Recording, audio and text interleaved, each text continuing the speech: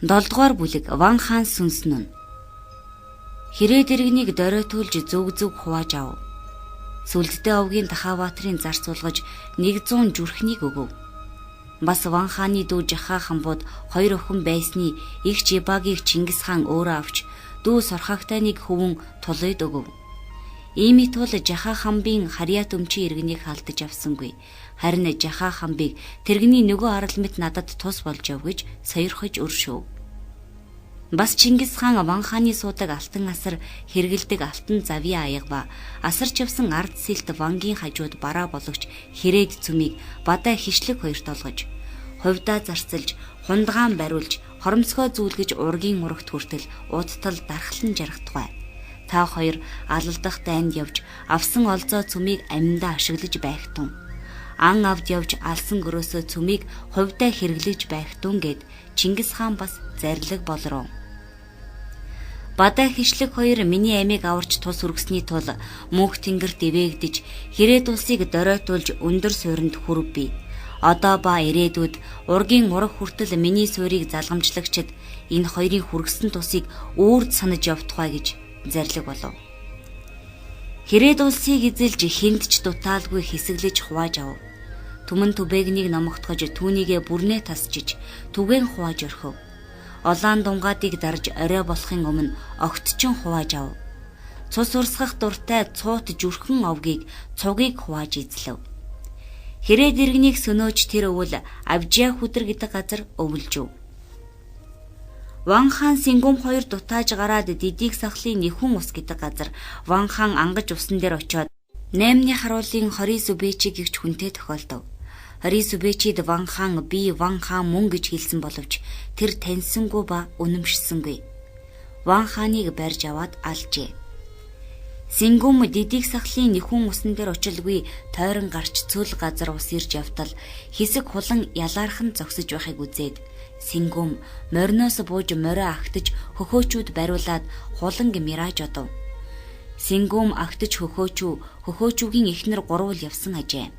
Гэтэл агтаж хөхөөчүү Сингумын морийг хөтлөд гэдрэг буцсан хатирвал түүний им өгүүлрэн.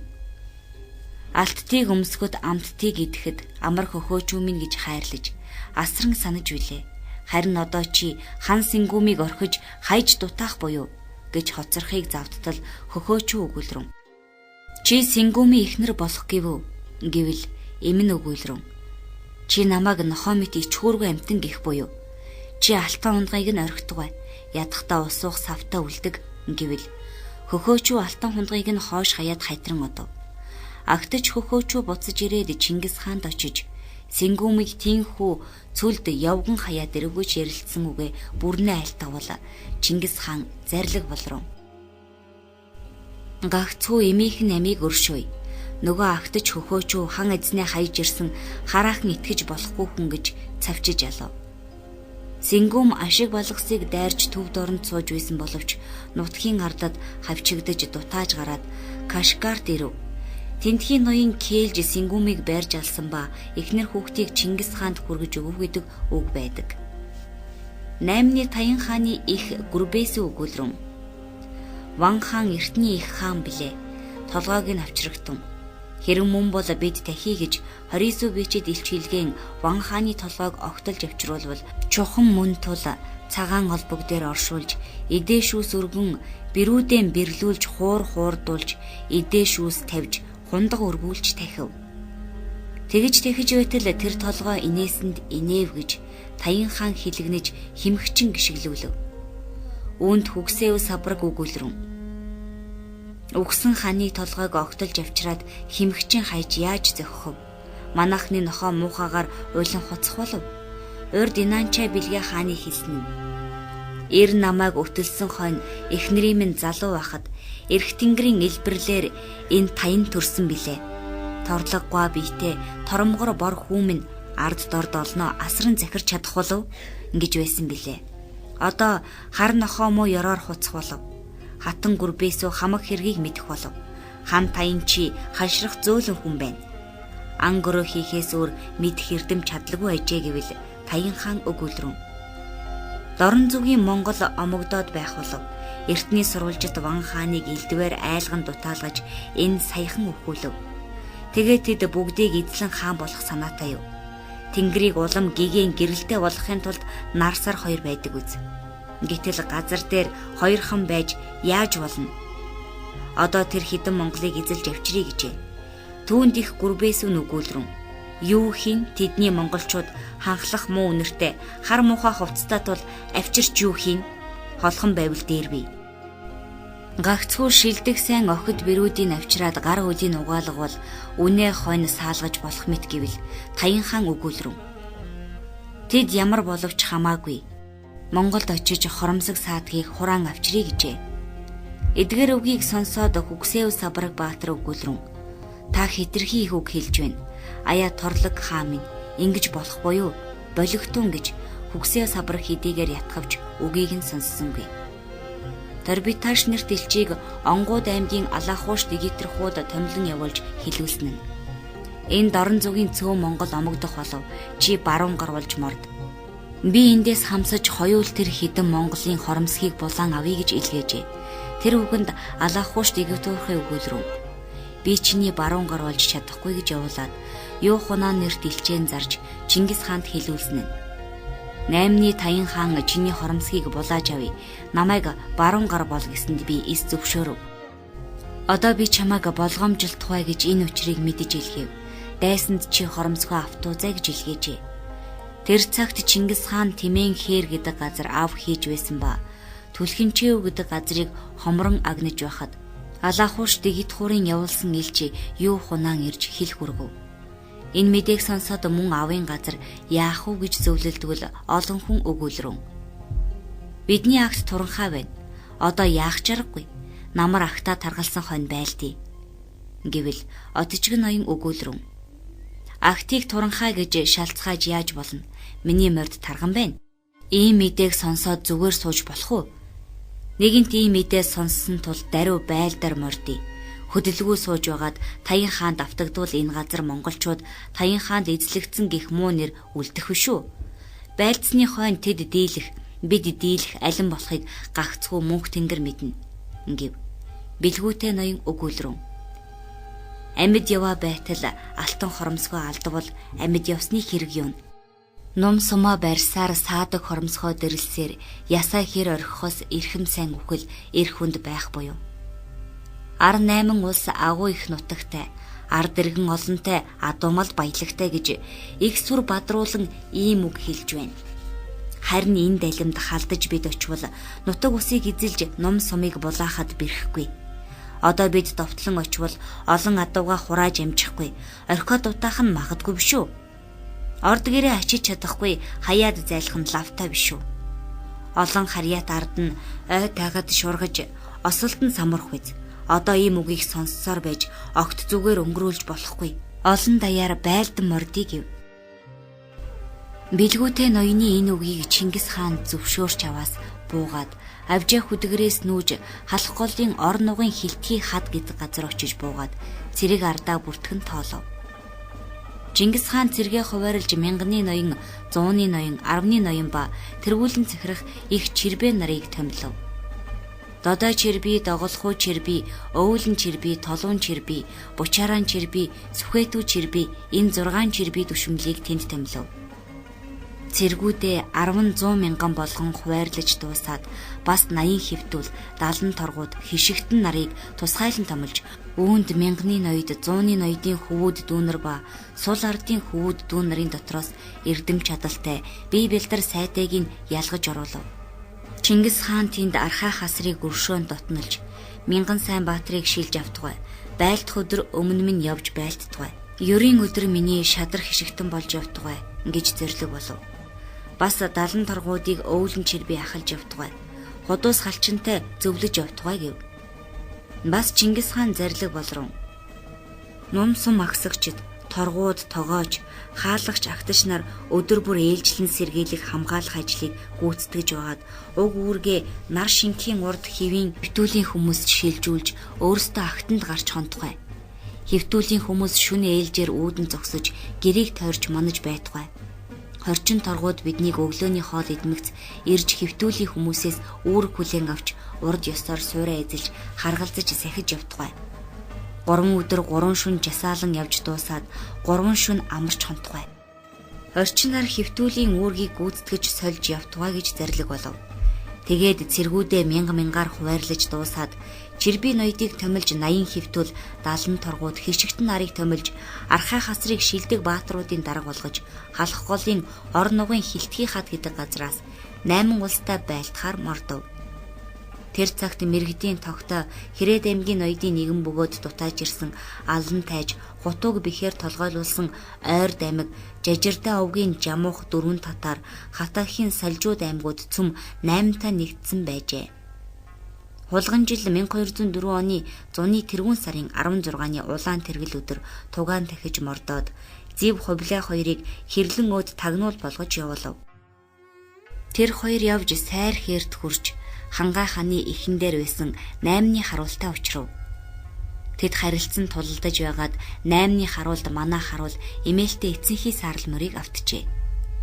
8-ны харуул тэр морийг барьж аваад Монголын агт туранхаа ажээ гэлцэв. Манай их цэрэг сайр хээрт хүрч буугаад одоо яах вэ гэж хэлцэхэд Додоо Черби Чингис хаанд дуртан айлтгасан нь. Бидний цэрэг цөөн бөгөөд замд чилж ядрав. Иймийн тул энд баахан саатаж агтаа цатхыг. Сайр хэрийг дэлхэн бууж амьд хүн тутам эр бүр шүн 5 анги гал түлж галаар сүр бадруулъя. 8 нар олон гин. Гэвч тэдний хан нь гэрээс гарч үзээгүй танхи хүн гин. Бид галаар сүрдүүлэн тэднийг гөлрүүлж байх завсар бидний агт цадах биз. Агтаа амарч садмагц 8-ны харуулыг дайрч гол хүчинд нь хүртэл хөөж оруулаад тэдний самгардах самбаанд байлдаж оруул болох уу гэж дуртахвал энэ үгийг зөвшөөрч Чингис хаан зарлиг болроо. Тийм бол галуудыг төлөгтөн гэж цэргүүдэд тушаал тунхаглав. Цэргүүд сайр хээрт тарж буугаад амьд хүн бүр 5 анги гал төлөв. 8-ны харуул Хангай хааны тэргүүнээс шүн олон галыг үзэж Монгол цөөн гэсэн биш үлээ. Одноос олон гал ноцож вэн гэж Таян хаанд өнөөх барьсан муу эмээлтэй саарл морийг хүргүүлв. Бас Таян хаанд мэдүүлсэн нь Монголын цэргүүд сайр хэрийг дүүртэл буужээ. Өдөр бүр ундрах ус шиг нэмэн ирж байх бололтой. Одноос олон гал ноцож вэн гэж илгээв. Харуулын энэ хил ирэхэд Таян хаан Хангайн хачир усанд байв. Таян хаан энэ хилийг аваад хүчүүлэг хаан хөвгөндөө хилж илгээрүн. Монголын агт туранхаа ажээ. Одноос олон гал ноцож вэнгэн Монгол олон ажээ. Одоо бид хар муусайн Монголтой хатгалдаж нийгэмд хэлбэл хаагцхад бэрх болно. Хацрыг жадалж байвч харсан нүдээ цавчдаггүй, хар цусаа урсж байвч харж огт буцдаггүй. Хатуужил ихт Монголтой хамаагүй байлдаж болохгүй. Одоо Монголын агт туранхаа байна. Бид улсаа алтаа давуулан хөдөлгөж, зэрэгэ застгаж, монголчуудыг өдөөн даллаж, алтайн үлхий хүртэл нохоо хэрэл хэрж, займруулан чирэгдүүлж яваачвал бидний агт тарган тул гэдэс татран шавхрна. Монголын агт улам туранхлан ядрах болно. Тэр цагт бид өмнөөс нь довтлон оръё гэж илгээжээ. Тэр үгийг сонсоод хүчүүлэг хаан өгүүлрэн. Таян хаан мөн анай муусайн им мэт зүрх алдаж ийм үг хэлжээ. Монголчууд хаанаас олон байх вэ? Монголын олонх жамуухыг дагаж энд бидэнд байна. Жирэмсэн имийн шейх газраас хол яваагүй, жижиг туглын бэлчиг газраас гарч үзээгүй им Таян зүрх алдаж энэ үгийг хэлжээ гэж эцэг Таян хааныг элдвээр дайран доромжилж элч хүнээ илгээв. Иймгэх зэрэг доромжлон хараасан энэ үгийг сонсоо Таян хаан өгүүлрэн. Хүчүүлэг хөвөн чиний хүчрхэх бардах их боловч хүрлцэн алалдах цагт хүнээс урд шантрах үз. Тэр их омгоо тэрс дайсанд гаргаасай. Тэмцэж нэгэнд хэлвэл зүгээр салах аргагүй гэв. Тэр үгийг сонсоо Таян хааны дараах их ноён Хорисүбичи өгүүлрэн. Инанчэ бэлгээ хаан эцэг минь. Адил зэргийн дайсанд араа үзүүлж яваагүй. Алалдах тулалдах өдөрт агтаа ухруулж үзээгүй билээ. Өнөө чи юунд маргаашийн төлөө зүрх алдна. Чиний ингэж зүрх шантрахыг мэдсэн бол чиний хатан гүрбээсийг авчирч цэрэг захируулах билүү. Хөөрхий Хүгсээ Сабраг Баатар өтлөөд цэргийн цаад сулрав. Монголын завшаан болох үз. Бид дийлдэх болно. Ай торлог Таян чи ялахгүй хүн ажээгээд хоромсгоо дэлдэж эргэж хатрин одов. Түүнд Таян хаан хэлгэнэж өгүүлрэн. Үхэх аим зовох бие бүгд нэгэн адил үзээ. Тийм бол хатгалтыг гэж хачир уснаас хөдөлж тамир руу яваад орхиныг гитэлж нахуу гүний зүүн хормойг дайран Захир могод гэдэг газар хурч ирэхэд Чингис хааны харуул үзэж 8 хурч айсвэ гэж хэл хүргвэл үүнийг сонсоод Чингис хаан зарлиг болрон. Олноос олон гарз гарна, цөөнөөс цөөн гарз гарна гэд эсрэг нь морилж тэдний харуулыг хөөгөөд цэргээ засахтаа. Харган зорчлоор хатгалдаж, нуур байрлалаар байлдаж, цүүц хатгалдаанаар цөмөрч тулыг гэлцэв. Тэгээд Чингис хаан өөрөө магнайд явж хасарт гол хүчээ захируулав. Отчгон ноёноор бэлтгэл актыг захируулав. 8 Захир могдоос буцаж нахуу гүний өвөр уулын хормой хижийн байжээ. Тэгээд 8-ны харуулыг бидний харуул хөөж нахуу гүний өвөрт байгаа гол хүчинд нь хурч очивол Таян хаан үзэж 8-ны хамт байлдахаар ирсэн жамуухаас асуурав. Тэр сүрэг хонинд орж хотонд нь хүртэл хөөж яваа чон мэд товтлогч ямар хүмүүсөв гэвэл жамуух өгүүлрв. Тэмүүжин анд минь 4 нохойг хүний махаар тижээж гинжнээс уйж байдаг үлээ.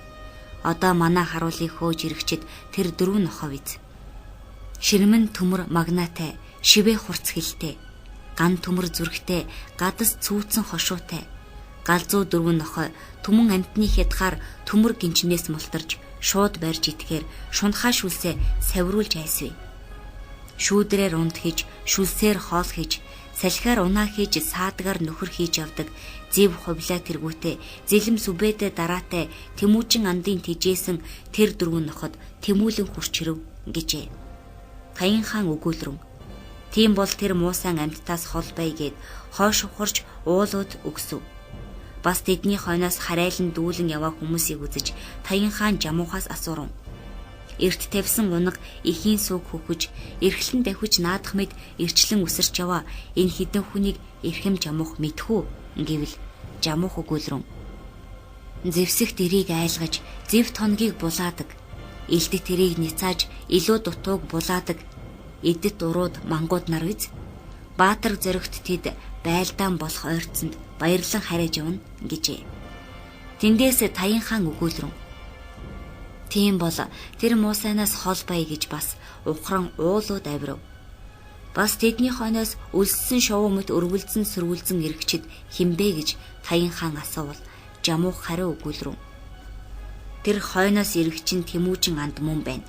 Хан Тэмүүжин тэр хамаг биедээ цөм, шүвг хатгах зайгүй, шүрэг төмөр өмсөж, зүү шивх завсаргүй, зүүмэл хоёг өмсөж, өлссөн шовуу мэт өргөлзөн сөргөлзөн айсвэ. Уралсан араатан мэд урагш дүүлэн айсвэ. 8 аймаг та нар Монголыг үзмэгц ишигний годч үлдээхгүй ийш тийш хувааж эзлэн гэдэг байсан биш үлээ. Одоо та нар үздэгвэ гэв. Энэ үгийг сонсоод Таян хаан өгүүлрэн. Тийм бол энэ уулын амууд бас авирий гэж уул өсөж нилээд яваад Таян хаан жамуухаас асуув. Бас тэр хойноос нь ирж яваа нүсэр амтэн химбэ гэвэл жамуух өгүүлрэн.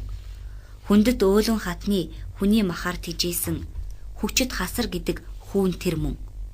3 бухаар зүтгүүлвч гул зайхгүй хүчтэй гунжин үхрийг идэвч цадахгүй ходооттой хідэн алд биедээ хилхээ хоёг өмссөн хэрцгий догшин хасар хэн бүхнийг идэхэр айсвэ. Хоромсог саадагтай хүнийг ховх татаа залгихад хомхой тэр хасрын хоолойд тордоггүй гин.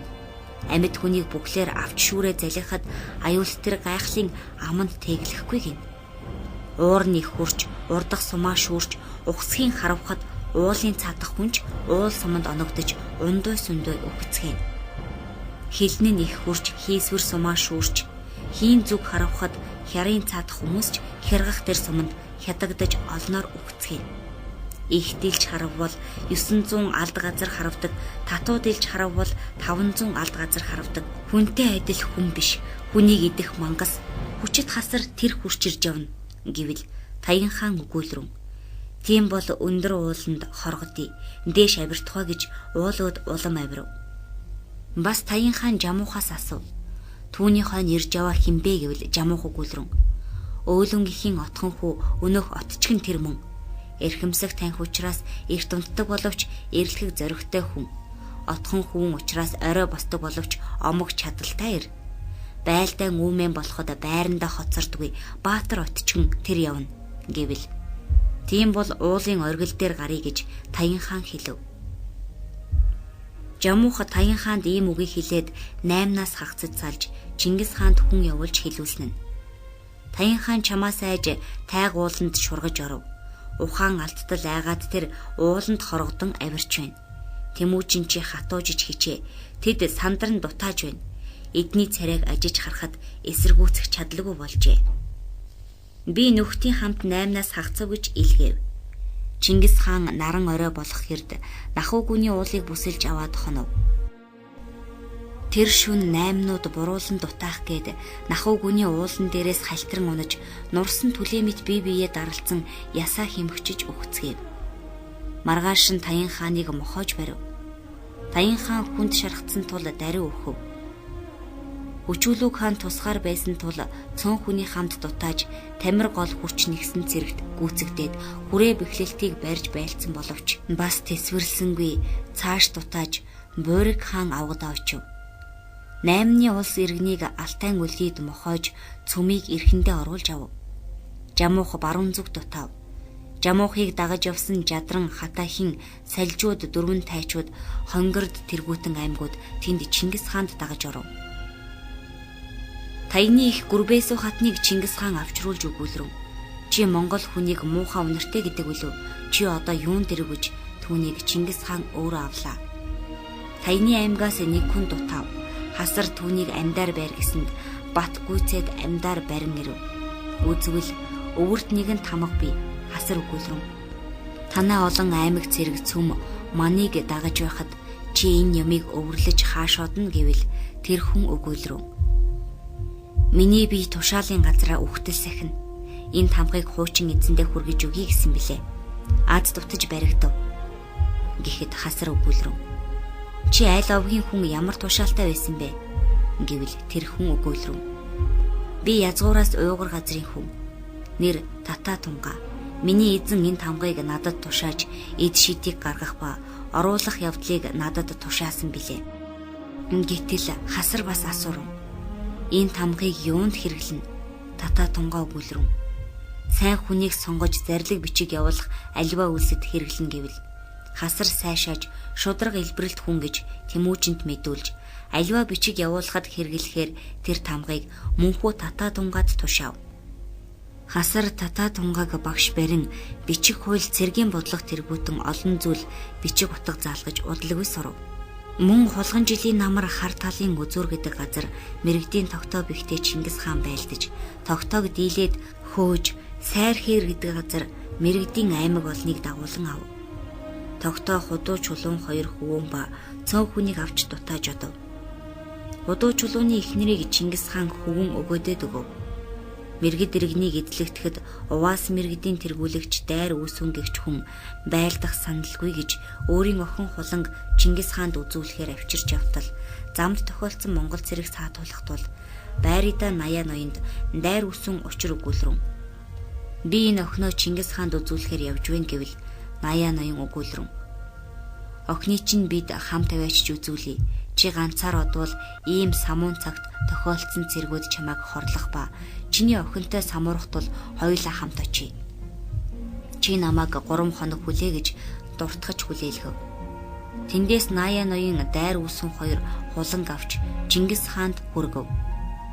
Чингис хаан хуланг Наяа ноён гэртээ 3 хоног хүлээлгэснийг сонсоод маш хилэгнэж чи энэ хуланг ямар учиртай гэртээ хүлээлгэж байсан гэж чанга тулган асууж засаглан шийтгэх гэж байтал хулан өгүүлрэв. Надад Наяа ноёны хэлсэн нь би Чингис хааны их ноён билээ. Бид хамт хаанд бараалхаж очие. Замын зуур цэргүүд самуурах болзошгүй гэж ятгав. Хэрв Наяа ноён учирч туслаагүй бол бид завсрын цэрэгт баригдаж тэдний завшаан болохгүй шүү. Хай энэ Наяатай учирсан минь сайн болов. Одоо энэ Наяа ноёноос асуухын оронд хаан соёрох бол Тэнгэрээс заяасан эцэг эхээс төрүүлсэн мах үдий минь шалгаж үздэггүй гэжээ. Бас Наяа ноён өгүүлрэв. Хамаг олны эзэн хаан Чингис чамайг хайрлаж хүндлэхээс өөр хар санал надад өгье.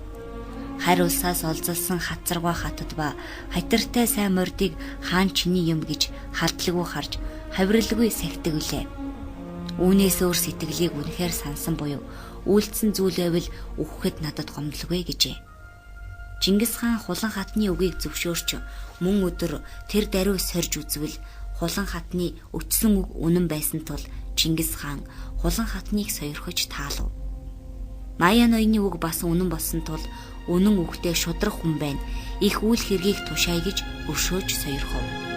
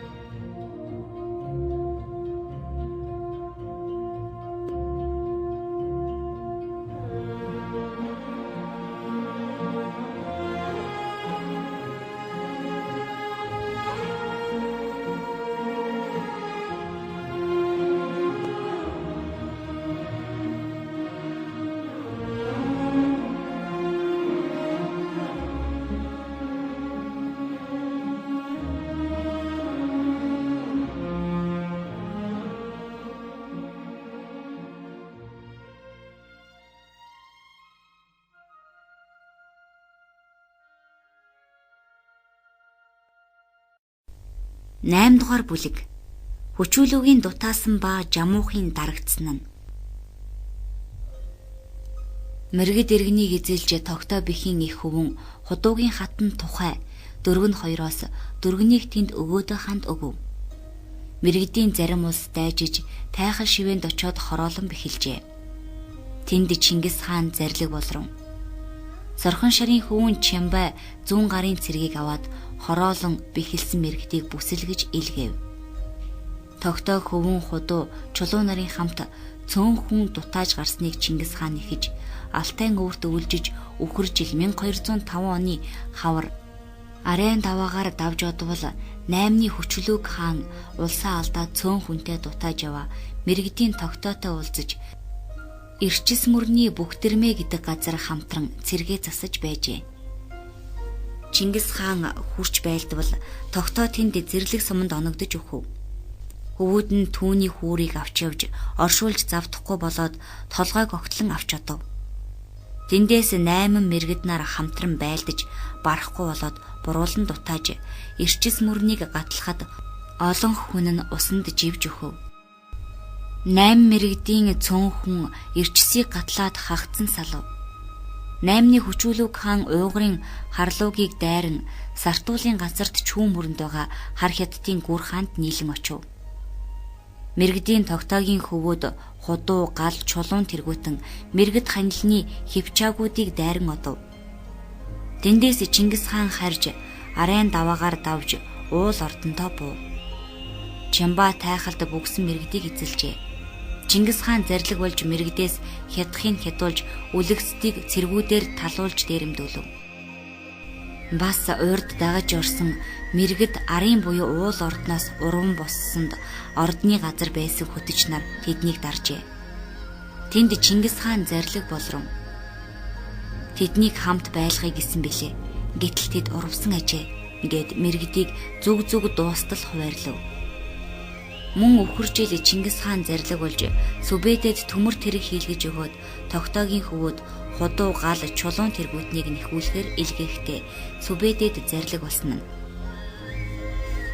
Уршигт тогтоогийн урвсан хөвөөд уургат хулан шиг ухаан алдаж шархат бух шиг шантран мохож буцаж харвалцаар буруулан дутав.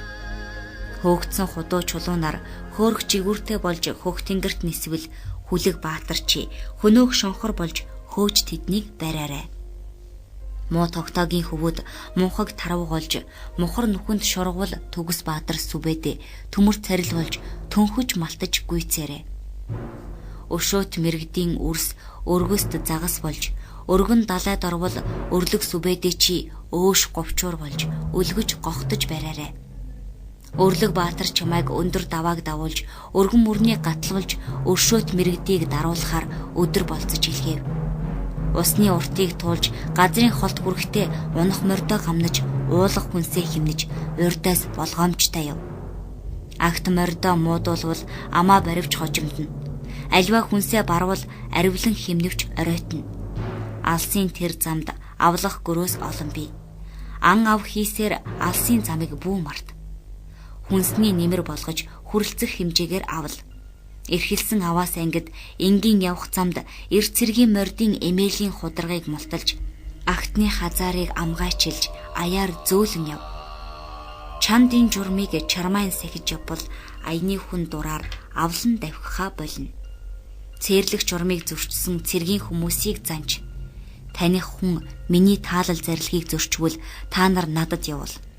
Танихгүй хүн миний таалал зарилгийг зөрчвөл та нар мэдэж шийдэг.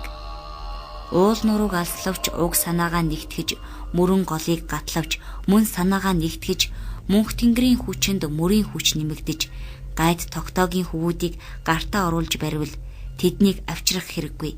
Тэндэн чигийг нь олготон гэж зарлиг болов. Чин зөрөх зүбэдэд Чингис бас хэлв. Чи одоо яваад чивэлт мэрэгдийг сүнө. Балчир цагт минь тэд байн довтолж бурхан халдуунд биднийг бултуулан сандаргаж байсан. Өшөөд тэр мэрэгдүүд өнөө бас тангаргалаад өөр зүг дутав. Уртын үзүүрт хүрч бүний ёроолд орж төлөөс өшөөг ав гэж төмөр тэргээ хэрэглүүлэн үнэн итгэлтэй сүбэдэг үхэржил хэлгээв.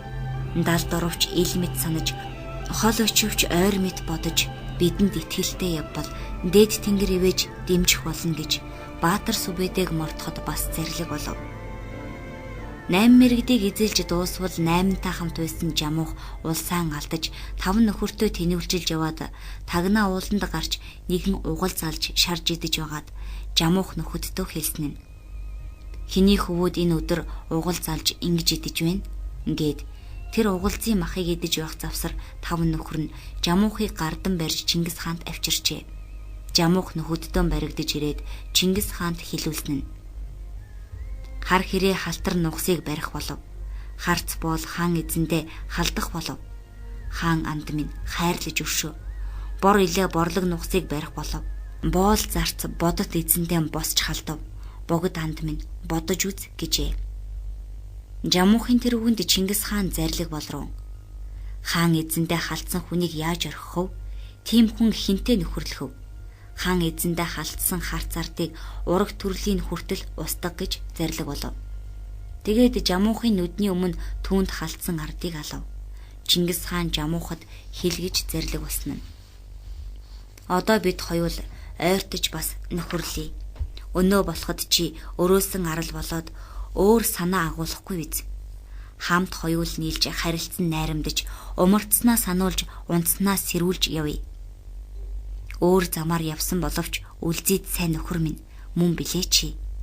Өшөлдөн байлдах өдөр болоход өр зүрхээ өвддөг билээ чи. Ангид замаар явсан боловч анд сайн нөхөр минь мөн билээ чи. Улайшран байлдах өдөр болоход уушиг зүрхээ өвддөг билээ чи. Хэдэн жишээ хэлбэл хэрээд улстай бид хархалзан илээтэд хатгалдах цаг болоход тойрол хааны санааг тодруулж бидэнд хэлээд тун их туслав. Бас 8 улсыг үгээр үхтэл сүрдүүлж амаар айтал сандаргаж альва байдлыг мэдэгдэж ач тус хүргэсэн билээ гэж хэлүүлжээ. Жамуух өгүүлрэн. Эрт өнгөрсөн цагт инхри баг насанд хорхног жубуурын хүндид хоёул их найрамдаж хаан анд чамтай хайрт найзуулж үл шингэх идээ эдэлцэж үл мартах үг хэлцэж нэг хүнжил нүмерч нэг санал санаж явлаа. Хүндлэнгийн хүнд хөөгдөж, хөнөөх үгэнд автагдж, хажуугийн хүнд хатгагдж, хатгах үгэнд автагдж, хаан анд чамаас хагцсан салаад би хар нүрийнхээ арсыг халцарч хуурсны адил хаан анд чиний халуун царайг харахаас хашран зовж яв. Умарташгүй хэлэлцсэн урдын үгийг санаж, улаан нүрнийхээ арсыг уруулж өвчүүлсний адил уужим сэтгэлд андын хаан ухаанд царайг харахаас ухран зовж яв. Хаан анд намайг хайрлан сойрхож хамтран нөхцөе гэжээ. Нөхцөх цагт нөхцсөнгүй би. Тэмүүчин чи түмэн улсыг төвшин болгож, харь улсыг хамтдган захирч, хамгийн эзэлсэн хаан болоод дэлхий дахин бэлэн байхад дими надаар юу хийх вэ? Харанхуй шөнийн зүүд болж, гэгэн өдрийн гимтэн болж хаан андыг зовоох болно би. ингрий чинь бөөс, игми чинь өргөс болох биз би. Ата тимийн үгээр андаас салаад алжаан зовв би. Энэ насны дотор эрхэм анд бидний инхрийнээр алдаршиж, ургах нарнаас аваад шингэх наран хүртэл улс даяарт дуурсав. Сэргэлэн Баатар чамд сэцэн их заяажээ. Эрэлхэг Баатар андад эрдэмтэн дүүнар төржээ. 73 хүлэгтэй, дархан өрлөг нөхөдтэй далай Чингис чамтай дарагдж мөхөв би чинь.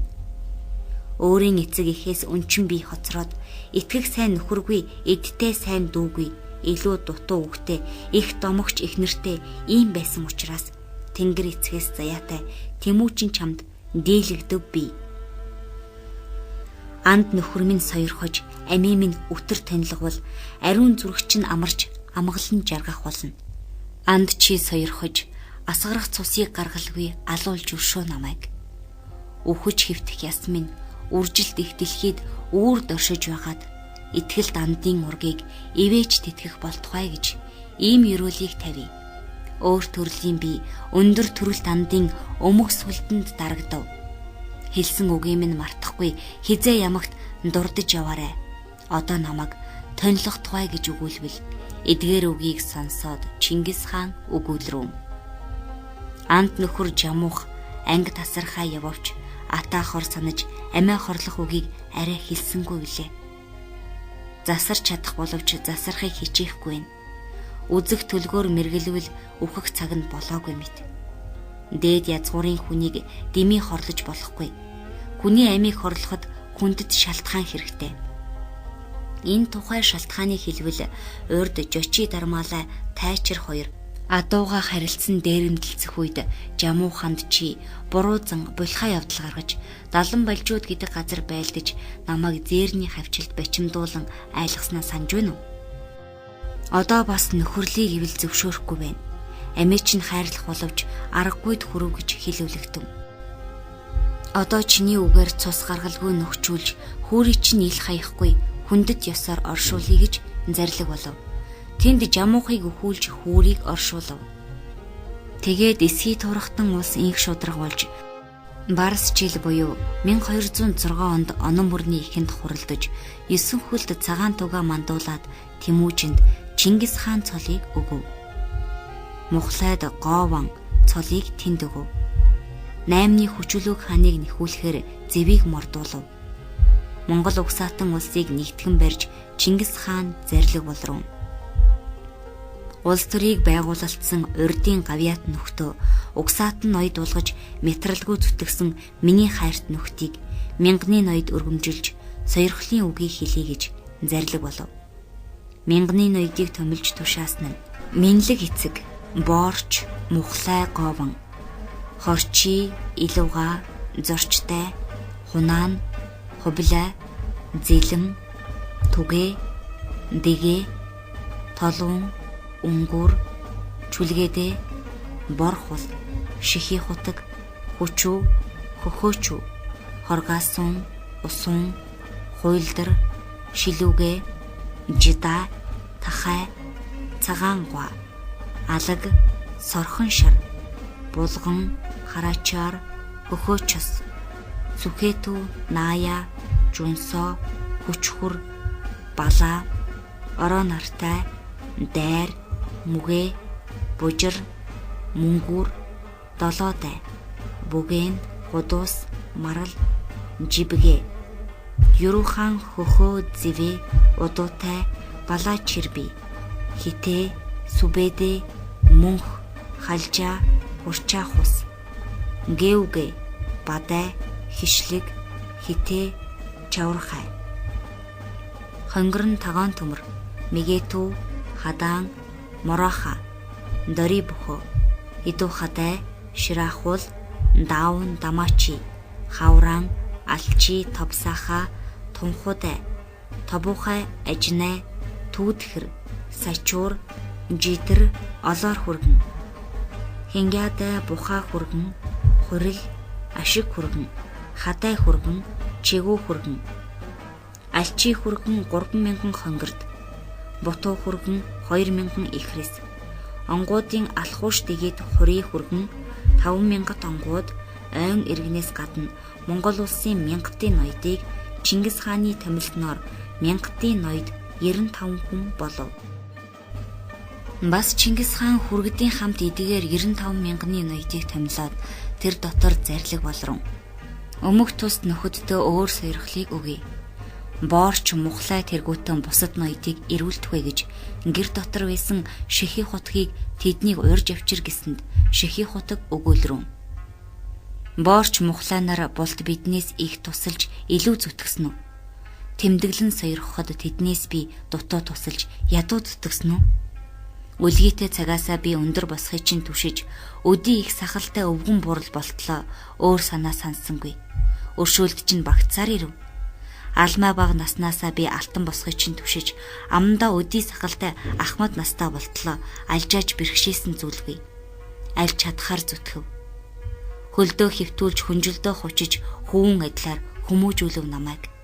Дэрэгдэн хөвтүүлж дээлдээ хучиж дүү мэтэр түшиж өсгөв. Одоо надад ямар сойрхлыг хайрлах вэ гэж хэлсэнд Чингис хаан Шихий хутагт өгүүлрүүн. Чи миний 6 дугаар дүү биш үү? Өргөмөл дүү чамд өөрийн дүү нарын адилаар өмч хувийг олгоё. Бас чиний хүргэсэн ач тусыг бодож 9 ослыг хилтрүүлэх болгоё гэж зарлиг болов. Мөнх тэнгэрийн ивэлээр улс гүрнийг тохинуулж байхад чи үзэхнүүд сонсох чих болж юм. Бидний их ба дүүнер хөвүүдэд эсхий турхтны дотроос эзлэх хувийг олгож хавцсан үүдтний дотроос харьяалах ардыг хувааж өг. Чиний тушаасан үгийг хинч өөрчилж үл болно гэж зарлиг болов. Бас Шихий хутгийг бүх улсын доторх хулгайг цээрлүүлж, худлыг мохоож, өхүүлэх ёстойг өхүүлж, яллах ёстойг яллаж бай гэж бүх улсын дээд заргач шүүгч болгов.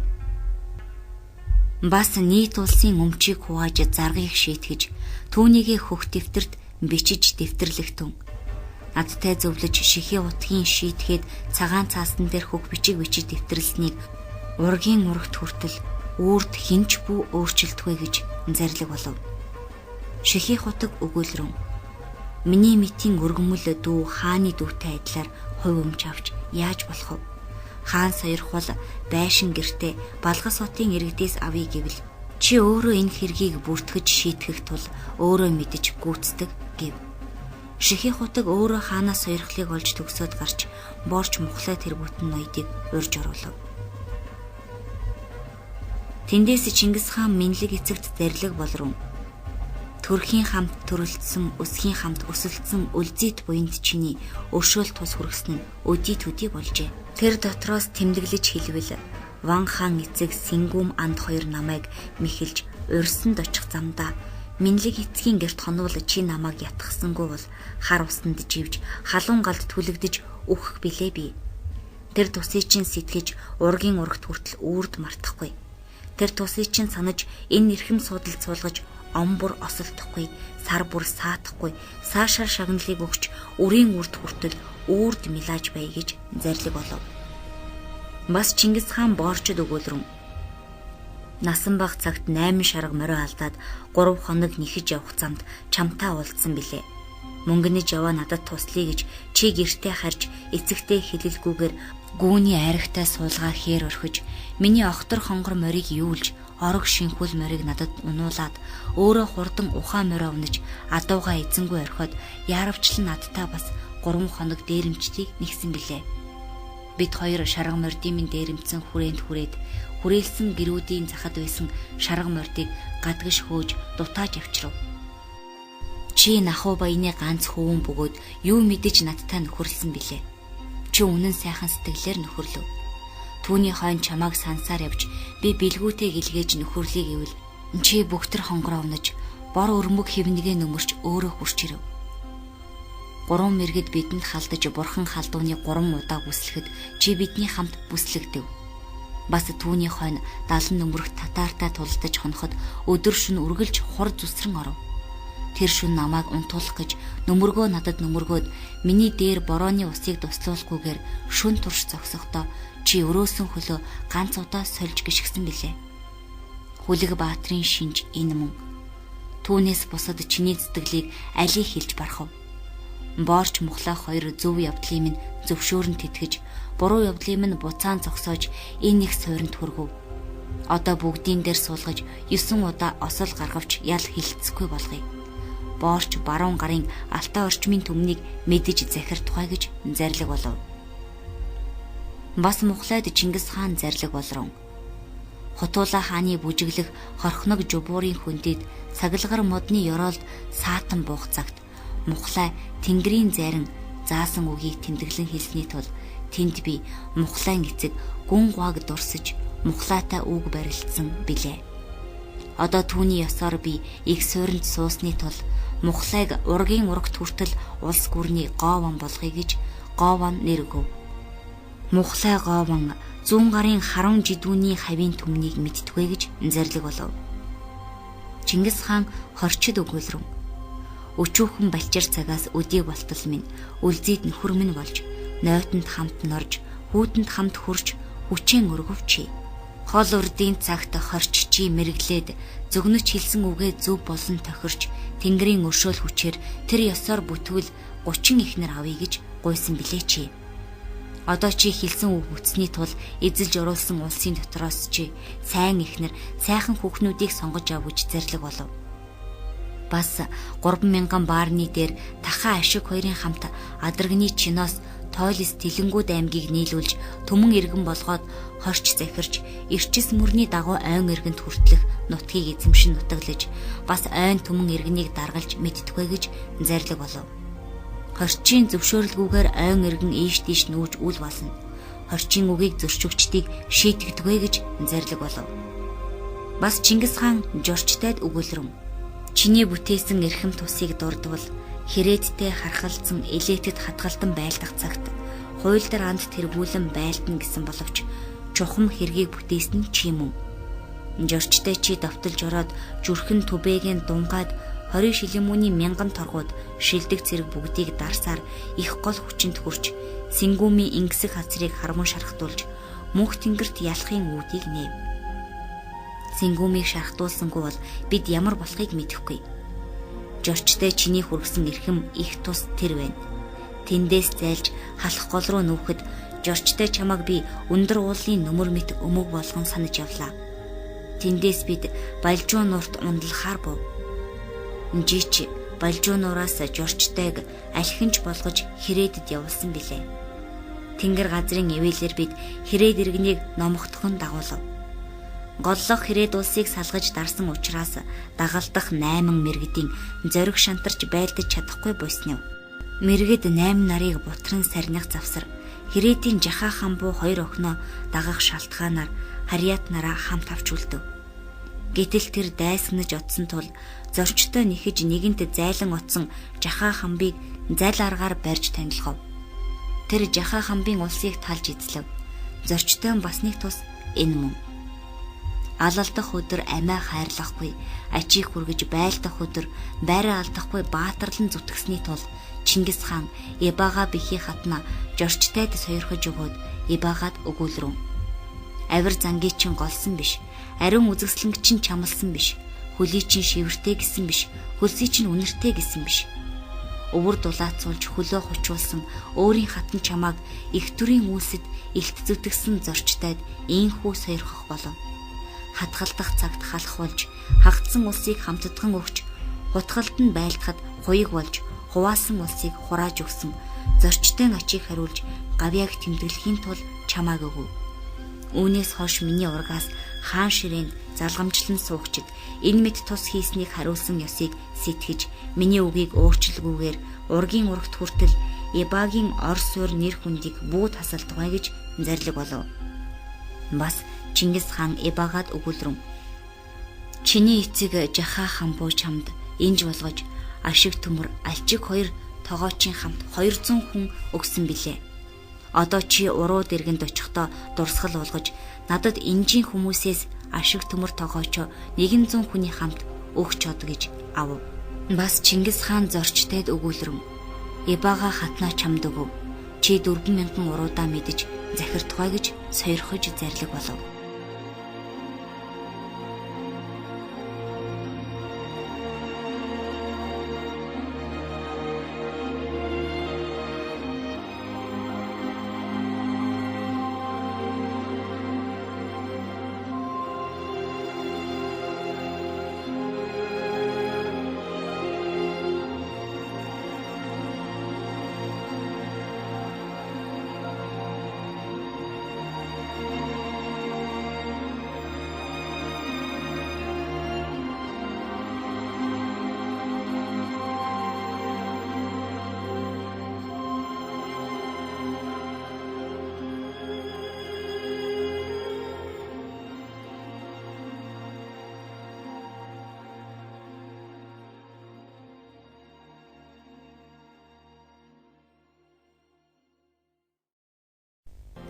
9-р бүлэг Шадар хишигтэн цэргийг байгуулсан нь.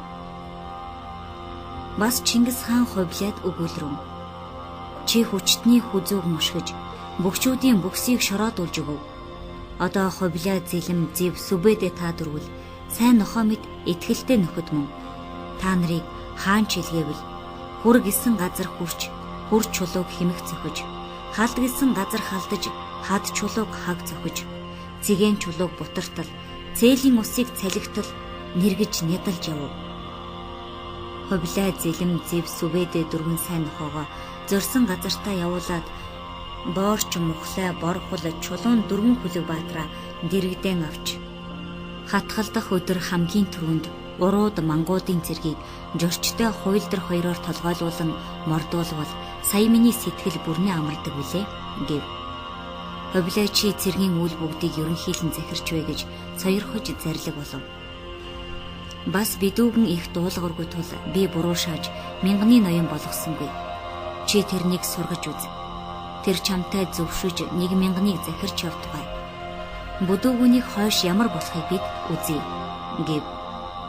Бас Чингис хаан гинигдээ хунаанд өгүүлрэн. Боорч мухлай тэргүүт нь оёдоо. Додой доголхуу тэргүүт нь черби нараа.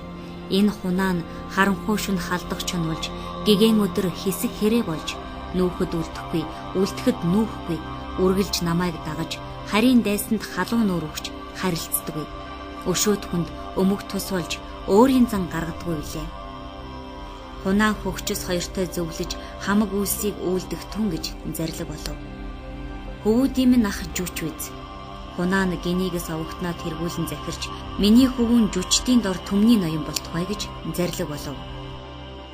Хунаа хөхөөчөөс дэгээ усан үгэн энэ дургул үдснээ нуухгүй, өнөө үгийн хэлж мэдснээ мэлцэхгүй, сонссон үгээ сонсгодог билээ. Бас Чингис хаан зэлмэд өгүүлрэн. Жарчтай өвгөн үлээх хөөргөө үүрч өчүүхэн хөвөөнэ дагуулж, бурхан халдуунаас бууж ирээд онны дэлүүн болдогт намайг төрөх цагт булган үлгийг өгөв. Тэрнээс хойш босох хатавчийн бол өр хүүдний өмч болж өдий төдий тусыг хүргэв. Булган үлгээд төрсөн буянт нөхөр минь хамт төрөөд хань болж өссөн хайрт нөхөр зэлэн минь чамааг 9 удаа осол гаргахад буруу шаан яллахгүй гэж зарлиг болов. Бас Чингис хаан толуунд өгүүлрэн. Эцгээс тусгаар 1000-ыг захирч байсан билээ. Улсыг хураан тохинулахад чи өөрийн эцгийн өрөөл жигүр болон зүтгэж бүтээсний тул черби гэдэг цолыг ав. Одоо өөрийн олсон зөөсөн иргэнэ 1000 тулгаж Турухаантай зөвшөөрч захирах тун гэж зарлиг болов. Бас Чингис хаан өнгүүр бурчад өгүүлрэн. Мөнхөд хяаны хөвгүн өнгүүр чи 3 аймаг тохуураад 5 аймаг таргууд чаншууд баядаа дагуулж нэгэн хүрээ болж будан мананд төөрөлгүй, булаалдах дайнд салалгүй, нойтонд хамт норж, хүйтэнд хамт хөрж явв чи. Одоо ямар сойрхол ахв чи гэвэл өнгүүр өгүүлрэн. Сойрхлыг сонгуулбал хамаг баяд ах トゥ нар хамаагүй бутран тарж байна. Хаан сойрхол баяд ах トゥ нараа цуглуулан захирий гэвэл тэг баяд ах トゥ нараа цуглуулж 1000-ыг чи захиртугай гэж зарлиг болов. Бас Чингис хаан зарлиг болрон. Борхол өнгүүр та хоёр буурч түгээгч болж баруун зүүн этгээдэд байрах эдэг түгээж баруун талын хүмүүст байр байраар олгож зүүн талын хүмүүст зүй зүгээр өгч эдэг хүнсийг түгээвэл миний хоолой онгойж сэтгэл амардаг билээ. Өнгүүр борхол хоёр морилон явж олон хүнд эдээ зуушиг түгээгтэн гэж зарлиг болов. Их төсрөх сүнгийн баруун зүүн этгээдэд эдээ базааж бэлтгээд та хоёр толуунтай хамт төвлөн суугаад эдээг түгээж байх дөнгөж суурийг зааж өгөв. Бас Чингис хаан борхолд өгүүлрэн. Миний их шихих хутаг борхол хүчүү хөхөөчүү та дөрвийг дөрвсөн иргэний нүүсэн нутгаас хөдөөнөөс олж хөлдөө бүүэлж хүмүүжүүлэн тижээж хүзүүнээс чин татаж хүний зэрэг болгож эгмээс чин татаж эрийн зэрэгт оруулж хөвүүд бидний нөхөр сүудэр болъё гэж тижээжээ. Миний ихийн тижээсэн ачийг та нар их хариулан зүтгэв. Борхол надад нөхөр болж хурдан аянд мордож хуртай шүн дохиолдовч хоол ундгүйгээр хоосон хоноосон удаагүй. яаралтай дайнд мордож, ямар ч бэрхшээл тохиолдовч шүл тасалдуулж, үл алдуулж байсангүй. Өвөг эцгийн минь хорлсон өстөн татаарыг доройтуулж, өшил өшиж, хясал хясч, тэр татаар иргэнийг тэрэгний бултай чадсуулж, түүнээс өндөр нуруутныг түүч хядах цагт татарын харгил шар ганцаараа дутааж яваад өлсөний тул аргагүй ирж манай эхийн герт орж ирээд идэх юм гоё гэсэнд идэх юм говьл тэнд суу гэж баруун орны өмнөд үзүүрт суулгав. Тэр цаг 5 настай байсан хөвөн толуу гаднаас орж ирээд гэдрэг гүйж гармагц харгил шар босон харайж толууг сугандаа хавчуулж гүүхийн хамт хутга тэмтэрч суглан авахыг завдахад эхийн герт зүүн талд сууж байсан алтан хүүгийн минь аллаа гэж эхийн орилон бахирхахыг сонсож гүйн гарч харгил шарын хойноос гүйцэж нэг гараараа үснээс нь зууран барьж нөгөө гараараа хутгыг сугалж байсан гарыг нь барьж угцраад хутгыг алдуулав. Тэр үед гэрийн ард мугалзар хар өвхрийг тэлэн алж байсан Жида Зэлэм хоёр алтны дууг сонсоод сүхэ барьсаар улаан цустай хിവэр гүйн ирж татарын харгил шарыг мөн тэндэн сүхээр зохиж хутгаар бүлж алав. Алтан Жида Зэлэм 3 хүүний аим аварсан гавьяаг булаалтахад Жида Зэлэм 2 өгүүлрөв. Бид даруй гүйн ирж тэрнийг ис алсан бол ганц ихнэр алтан юу хийж чадах вэ? Хүүний аймыг хорлсон байх үлээ. Хүүний аймыг аварсан гавьяа биднийх болно гэвэл алтан өгүүлрөв. Миний дууг сонссонгүй бол та нар яаж ирэх вүлээ? Би гүйн гүцэж түүний сэвлэг үснээс барьж хутгыг сугалсан гарыг татаж хутгыг алдуулсангүй бол Жида Зэлэм 2-ыг хурч иртэл хүүний аймыг хорлож амьдсан байх шүү гэв. Тэгэж хэлвэл гол гавьяа нь алтных болов. Бор хулын гэргий эр бор хулдаа өрөөсөн арал болон тусалж явсны дээр толон амийг аварч тус хүргэв. Бас хэрээдтэй хархалзан илээтэд хатгалдан байлдах цагт өгөөдийн гүрээний судал сумд шархтаж унсанд борхол дээр нь буж тэрний асгарсан цусыг амаараа шимж хоноод маргааш нь өгөөдөө морь ун чадахгүй тул урдаа сундлан тэрвэрч бүрлдсэн цусыг бүлээн уруулаараа шимж ам завжаа улайлгаж ачид хүүн өгөөдөг амьд мэд авчирсан билээ. Эхийн минь зовж тижсэн ачийг 2 хүүний амийг аварч хариулав. Борхол надтай нөхөрлөж урайлах дунд минь уухаага нэмж урагшлан зүтгэж явв. Борхолыг 9 удаа осол гаргавч яллахгүй болгоё гэж зарлиг болов. Бас охин урагтаа сойрхол өгье гэв. Бас Чингис хаан усан өгөнд өгүүлрөв. Усан хунаан хөхөөчс дэгээ ин дөрвүүлээ үдсэн сонсноо үлдээж нуулгүй үргэлж хилдэг үлээ. Монголын төр ёсонд бих ноёдыг өргөмжлөх заншил бий. Ахмад хүнээ бихий болгодог заншилтай тул байран ахын ураг усан өвгнийг бих болгоё. Бихий өргөмжлөгдөөд цагаан дээл өмсөж цагаан морь унаж дээд суурьнд сууж он сарыг олж сонгож байтугай гэж зарлиг болов. Бас Чингис хаан өгүүлрөв. Хуйлдар анд алалдан байлдах цагт урьдж ам нээж байлцсан гавьяа бий тул түүний хүүд ач нарт өнчдөд олгох өршөөл тусламжийг хүртээсүгэ гэв. Бас Чингис хаан цагаангуагийн хөвөн нарийн тойролд өгүүлрөв. Чиний эцэг цагаангуа чин зөргийг барьж байлцаар далан балжуудын байлдаанд жамуухад алагджээ. Одоо эцгийн гавьяа хүртэж өнчтийн тусламжаас авчвэ гэсэнд тойрол өгүүлрөв. Миний төрлийн нэгүс нар олон аймагт хуваагдан тарсан байна. Хаан сойрхвол ах トゥ нэгүс нараа цуглуулъя гэвэл Чингис хаан зарлиг болров. Тийм бол ах トゥ нэгүс нараа цуглуулж чи ургийн урагт хүртэл захирч вэ гэж зарлиг болов. Бас Чингис хаан сорхон шарт өгүүлрөв. Намааг өчүүхэн цагт тайжуудын таргууд хэрэлтөг ах トゥ нартайгаа нийлж атаархан барих цагт сорхон шарын хөвөн чулуун Чимбанар намааг ах トゥ нартаа атаархагдсан ажээ гэж нууж охин хадаанаар асруулж байгаад 50 жил хийсэн бишүү. Чиний тэр ачийг би харанхуй шүн зүүдэндээ бодож гэгэн өдөр цээжиндээ сансаар явсан билээ. Дараа нь тайчуудаас надад баахан утаж ирв. Одоо танд сойрхлыг өгье. Ямар сойрхлыг хүсэж байна гэвэл сорхон шарба түүний хөвөн чулуун Чимбанар өгүүлрөв. Бид мэрэгдийн нутаг сэлэнгэд дархан дураар нутгалахыг хүснэ. Бас ямар сойрхол хишиг харилцахыг Чингис хаан мэдтүгэ гэв. Тэгэхэд Чингис хаан өгүүлрөв. Нутаг дархалж мэрэгдийн газар сэлэнгээр ургийн урагт хүртэл нутаг орноо эзэмшиж, ном сумаа агсаж, хурим найрыг хийж, хундаг сөнгөө түшилцэж явдгаа. 9 удаа осолтоход зэмлэхгүй болгоё гэж зарлиг болов. Бас Чингис хаан Чулуун Чимба хоёрт сойрхож хэлсэн нь. Урд Чулуун Чимба та хоёрын хэлж байсныг яаж мартахав? Чулуун Чимба та хоёр санснаа хэлий гэвэл, дутууга гуй гэвэл дам хүнээр бүү хэлүүлж вэ. Өөрийн биеэр уулзаж, өөрийн амаар санснаа хэлж, дутснаа гуйж вэ гэж зарлиг болов. Бас сорхон шар бадай хишлэг та гурван дархан. Олон дайсанд довтолж, олз юм олбол олсноо бүрэн автугай. Аян ав хийж, ан гөрөөс албал алснаа бүрэн автугай гэж зарлиг болов. Сорхон шар бол тайчуудын төдийгийн гэрийн хүн. Бадай хишлэг хоёр бол чирэнгийн адуучин хүн билээ. Одоо миний шадар ном сум агсагч болж хуримд хундаг дэвшүүлж дархан эрэхтэйгээр жаргаж явтугай гэж зарлиг болов. Бас Чингис хаан Наяад өгүүлрэн. Ширээ төвгөн алаг Наяа хоёр хүүний хамт таргуудаа хэрэл түгийг барьж авчрах замд хутгал нугад хүрээд Наяагийн хэлсэн нь бид хаан эзнээ яахан твчиж барьж одох вэ гэж сэтгэл төвдөхгүй болоод таргуудааг сул тавин буцааж ширээ төвгөн хөвөн алаг Наяа нартай хамт ирж Наяагийн хэлсэн нь бид хаан таргуудаа хэрэл түгийг гардан барьж ирж яваад жиж твчин ядаж тавин буцаагаад бид Чингис хаанд хүчээ өгье гэж ирэв. Хэрв хаанаа барьж ирвэл хаан эзнээ барьсан харц ардад яаж итгэх вүлээ гэх вүлээ.